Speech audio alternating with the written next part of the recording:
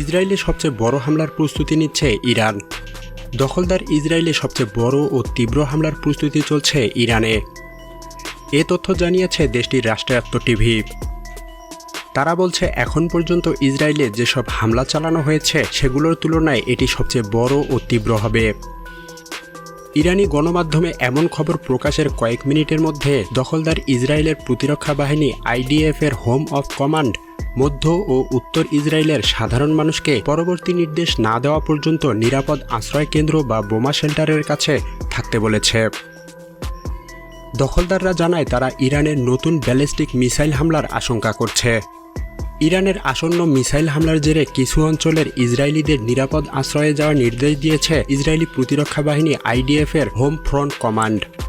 সংবাদ মাধ্যম Times of Israel জানিয়েছে, ইরানি মিসাইল শনাক্ত হওয়ার পর মধ্য ইসরায়েল দক্ষিণ ইসরায়েলে বীর সেবায় সতর্কতামূলক সাইরেন বাজাতে শুরু করে।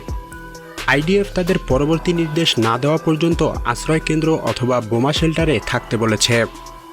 কাতার ভিত্তিক সংবাদ মাধ্যমে আল জাজিরা জানিয়েছে, দখলদারদের বাণিজ্যিক রাজধানী তেল আবিবের সতর্কতামূলক সাইরেন বেজে উঠেছে। এর আগে ইসরায়েলি সেনাবাহিনী জানায় তাদের কাছে তথ্য রয়েছে ইরান নতুন করে মিসাইল ছুঁড়েছে। এর সঙ্গে ড্রোনও পাঠানো হয়েছে। প্রিয় দর্শক, ইরানের বড় হামলার প্রস্তুতি ইসরায়েলের জন্য কতটা ক্ষতির কারণ হতে পারে বলে আপনি মনে করেন?